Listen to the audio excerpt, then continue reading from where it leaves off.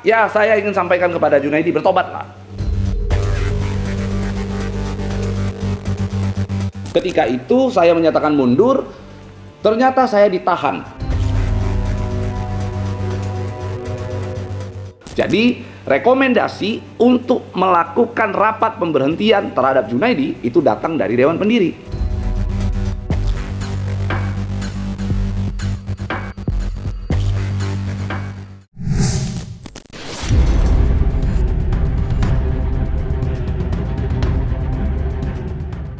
Laporan polisi yang diajukan Sultan Junaidi, mantan Ketua Umum Perkumpulan Advokat Indonesia atau PAI, yang diberhentikan atas perilaku tidak patut dalam organisasi, membuat Pablo geram.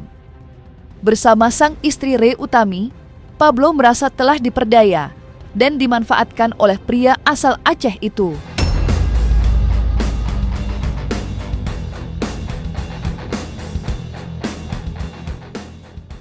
Bermula dari pertemuan keduanya dengan pria asal Aceh itu sekitar 4 bulan silam.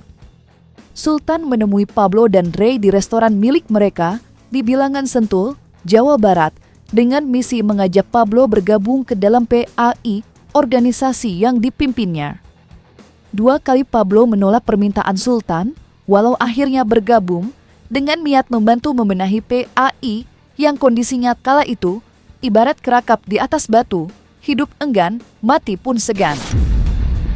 Junaidi kemudian menunjuk Pablo duduk di posisi strategis sebagai Sekretaris Jenderal PAI yang dikukuhkan dalam acara halal bihalal organisasi di Bandung pada 23 April 2025. 3 April 2025, di mana saya ditunjuk sebagai sekjen berdasarkan SK yang diberikan langsung oleh saudara Junaidi kepada saya di atas panggung di acara halal bihalal yang diselenggarakan di Bandung.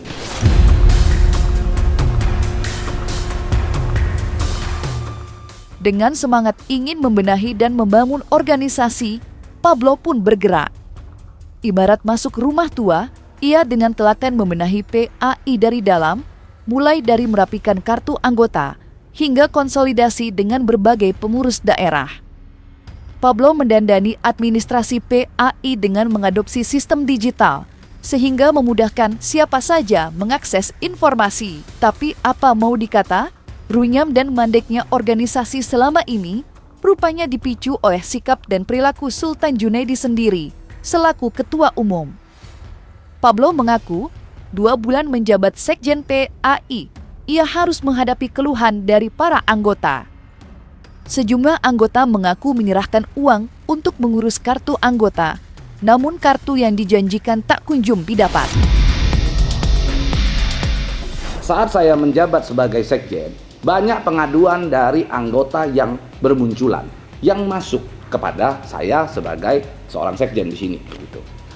Nah, pada saat saya mendengarkan pengaduan, mulai dari banyak orang yang mengatakan bahwa saudara Junaidi diduga ya kerap meminta-minta uang kepada para anggota, mulai dari uang 500 ribuan, mulai dari uang sejutaan hingga puluhan juta, yang tujuannya dengan alasan berbeda-beda atau beragam. Yang paling tragis adalah kisah salah satu dewan pendiri yang mengaku dipermalukan di pengadilan oleh majelis hakim. Lagi-lagi, Sultan Junaidi lah yang menyebabkan petaka bagi anggota sekaligus dewan pendiri itu. Diceritakan bahwa dewan pendiri itu diusir dari ruang sidang lantaran surat berita acara sumpah atau BAS advokatnya ternyata palsu. Mirisnya lagi, surat berita acara sumpah advokat itu diurus dengan biaya senilai 20 juta rupiah. Uang diterima Junaidi, tapi surat BAS yang diberikan ternyata hanya tipu daya belaka. Saya harap teman-teman boleh mendengar dengan baik bahwa saudara Junaidi diduga telah melakukan perbuatan yang tercela. Di antaranya, saudara Junaidi kerap meminta-minta uang kepada anggota. Saudara Junaidi meminjam uang kepada Ketua Badan Pengurus Wilayah Provinsi Lampung dengan menyerahkan sertifikat rumah sebagai jaminan, akan tetapi belum melakukan pengembalian. Saudara Junaidi diduga telah melakukan perbuatan menerima sejumlah uang yang bertujuan untuk kepentingan sumpah calon advokat. Akan tetapi calon advokat yang dimaksud tidak kunjung disumpah dan uang yang dimaksud tidak dikembalikan. Bahwa yang bersangkutan diduga kerap menerima sejumlah uang secara langsung untuk kepentingan perpanjangan kartu tanda pengenal advokat dari sejumlah anggota, akan tetapi kartu tanda pengenal advokat yang dimaksud belum dicetak atau belum diserahkan. Mendapatkan uang, entah dengan motif mencetak kartu, menerbitkan berita acara sumpah, atau bahkan untuk kebutuhan pribadi, rupanya sudah menjadi cerita umum di sejumlah anggota yang menjadi korban. Ketua PAI Lampung misalnya, mengaku meminjamkan uang kepada Sultan Junaidi senilai 100 juta rupiah. Namun sampai detik ini, uang pinjaman tersebut seperti menguap begitu saja. Pablo sendiri lebih miris lagi. Selama 2 bulan membenahi organisasi, ia harus menggelontorkan uang yang ditaksir mencapai 500 juta rupiah. Sebagian besar dipakai untuk memenuhi kebutuhan Sultan Junaidi, kurang lebih 2 bulan lamanya. Tinggal di Jakarta, Sultan yang berdomisili di Cianjur seperti menumpang hidup dengan fasilitas dan akomodasi yang diberikan oleh Pablo. Sultan Junaidi diberi apartemen, mobil, dan berbagai kebutuhan hidup lainnya untuk sang ketua demi menjaga wibawa dan harga diri sang ketua di depan anggota lain.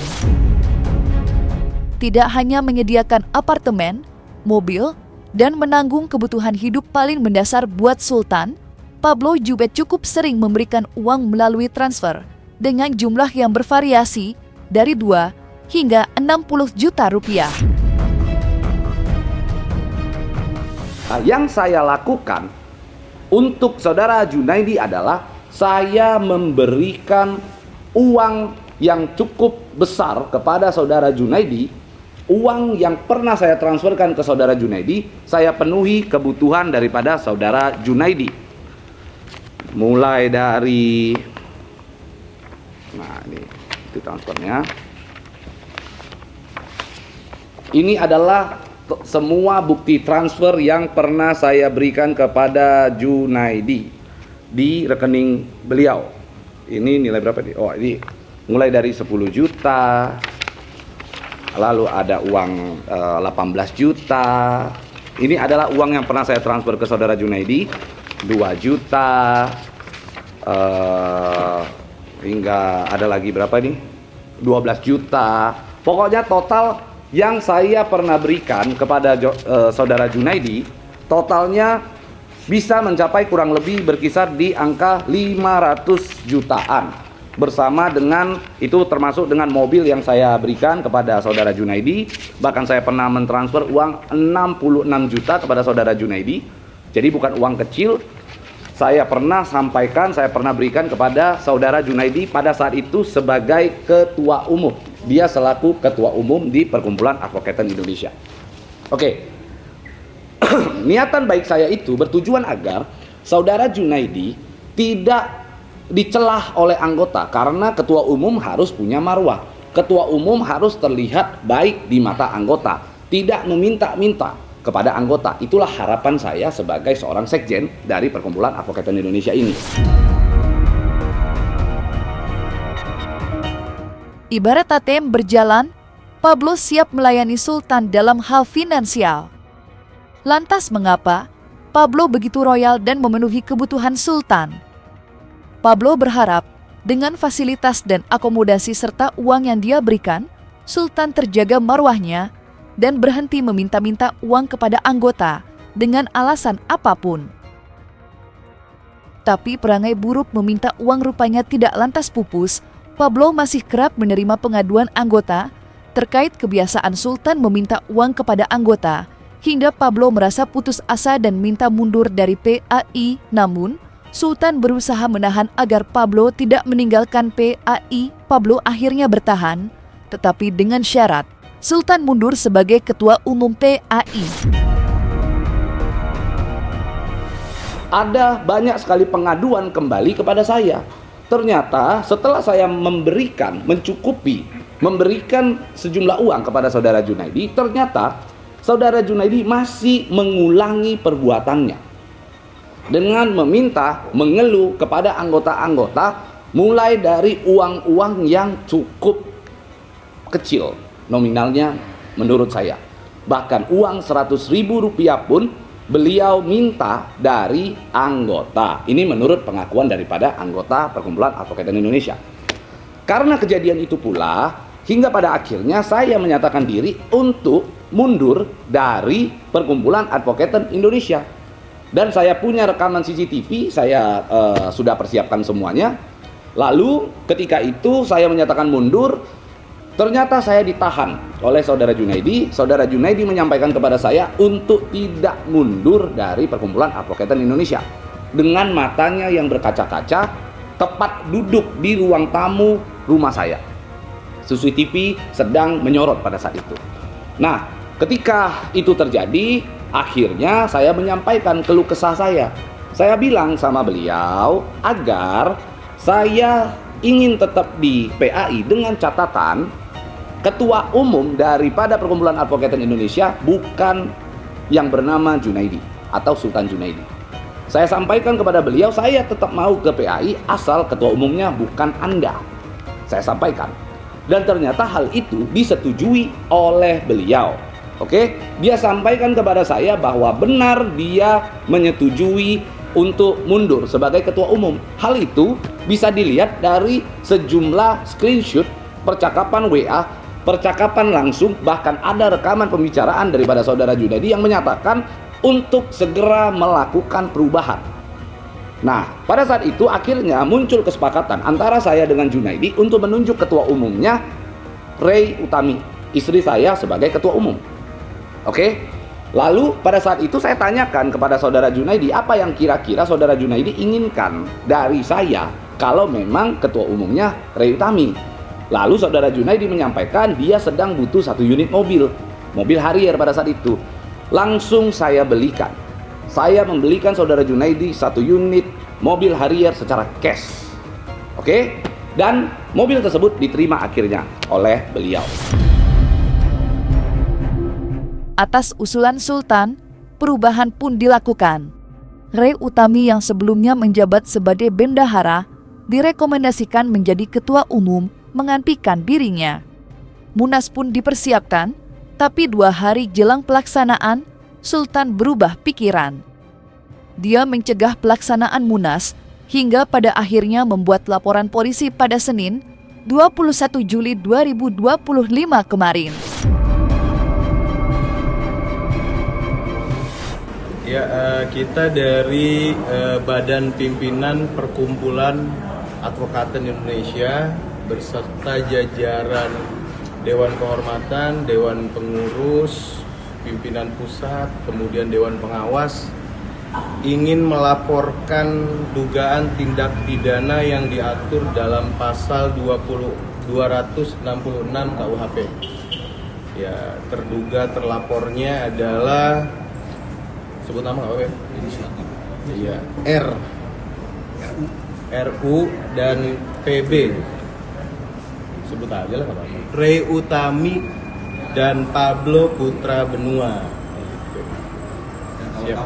Dan kawan-kawan. Atas dugaan memberikan keterangan palsu pada sebuah akta otentik. Beliau menyerahkan semua akte pendirian, ini akte pendiriannya, beserta dengan SK Kemenkumham.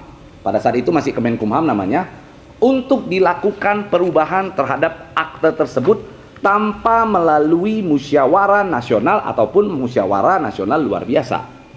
Akan tetapi, dia juga menyampaikan kepada saya, memberikan saya sejumlah tanda tangan, pada saat itu tanda tangan Rakernas di Semarang. Dia suruh saya untuk gunakan tanda tangan tersebut, diedit untuk mendaftarkan perubahan akte tersebut. Oke. Tapi karena saya orang hukum, saya adalah orang yang taat terhadap hukum, saya tidak mau melakukan satu perbuatan yang nanti ujung-ujungnya bisa mencelakakan saya. Akhirnya pada saat itu saya menghubungi para pendiri yang terdaftar di dalam SK Kemenkumham yang pertama. Ada Junaidi, ada Reandi Kalito, ada Edi Utama, ada Hasan Sutisna. Ketiga-tiganya ini saya hubungi. Jadi Reandi Kalito, Edi Utama, dan Hasan Sutisna saya hubungi satu persatu. Saya minta kesepakatan mereka untuk ikut menyetujui perubahan daripada Perkumpulan Advokat Indonesia, akte pendiriannya. Alangkah mengejutkan ketika saya bertemu dengan 3 orang tersebut. Ternyata mereka mengaku bahwa saudara Junaidi telah diberhentikan sebagai Ketua Umum Perkumpulan Advokat Indonesia. Ini ada suratnya. Ini adalah surat keputusan Dewan Pendiri Perkumpulan Advokat Indonesia yang tertanggal pada 21 April 2025. Oke? Di mana akhirnya para pendiri memberikan surat tersebut kepada saya. Di sini poinnya adalah memerintahkan agar mengeluarkan saudara Junaidi SSY dari posisinya sebagai Dewan Pendiri. Yang kedua, memerintahkan Badan Pengurus Pusat BPP untuk memberhentikan saudara Junaidi SSY dari posisinya sebagai Ketua Umum melalui rapat pengurus BPP. Jadi rekomendasi untuk melakukan rapat pemberhentian terhadap Junaidi itu datang dari Dewan Pendiri. Maka daripada itu, kalau kita lihat SK Kemenkumham terdiri dari 4 orang. 3 orang menyatakan saudara Junaidi diberhentikan. Maka menurut saya ini quorum. Sehingga karena saya adalah orang yang taat hukum, saya mengikuti apa yang telah diputuskan oleh Dewan Pendiri. Sehingga kami melakukan rapat Dewan Pendiri dan rapat pengurus Badan Pimpinan Pusat. Ini dia hasil keputusan rapatnya. Oke? Di mana hasil keputusan rapat tersebut menyatakan bahwa ada pertimbangan sejak tahun 2017 hingga tahun 2022 SK Kemenkumham tersebut berlaku. Tetapi ketika di tahun 2022 SK Kemenkumham tersebut tidak didaftarkan kembali, tidak dilakukan perubahan terhadap akte pendiriannya. Artinya status SK Kemenkumham tersebut kadaluarsa. SK Kemenkumham tersebut tidak lagi berlaku kepengurusannya karena jelas dalam ketentuan anggaran dasar bahwa ketua umum hanya dapat menjabat selama 5 tahun. Kalau mau terpilih lagi maka harus dilakukan musyawarah nasional ke Bali. Nah ternyata mereka melakukan musyawarah nasional di Bali pada saat itu tanggal 19 dan tanggal 20 Agustus tahun 2022. Akan tetapi di dalam di dalam munas tersebut terpilihlah Junaidi sebagai ketua umum kembali dan seorang sekjen bernama Oking Gandami Harja. Nah setelah mereka dua terpilih, bukannya mereka melakukan perubahan terhadap akte pendirian, justru Junaidi melakukan pemberhentian sepihak terhadap sekjen dan dia gonta-ganti sekjen. Setelah itu dia memilih orang lain bernama Tommy Tri Yunanto. Saudara Tommy Tri Yunanto, rekan kita di sana untuk menjadi sekjen.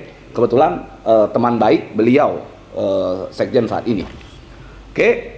Lalu setelah dipilih Tommy Tri Yunanto, dia mengulangi lagi perbuatannya dengan cara memilih saya sebagai sekjen pada saat itu.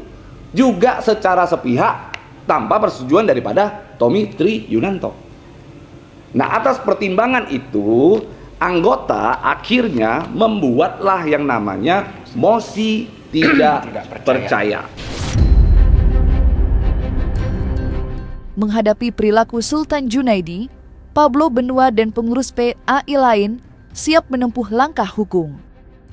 Pablo membantah melakukan kudeta seperti yang dituduhkan oleh Sultan.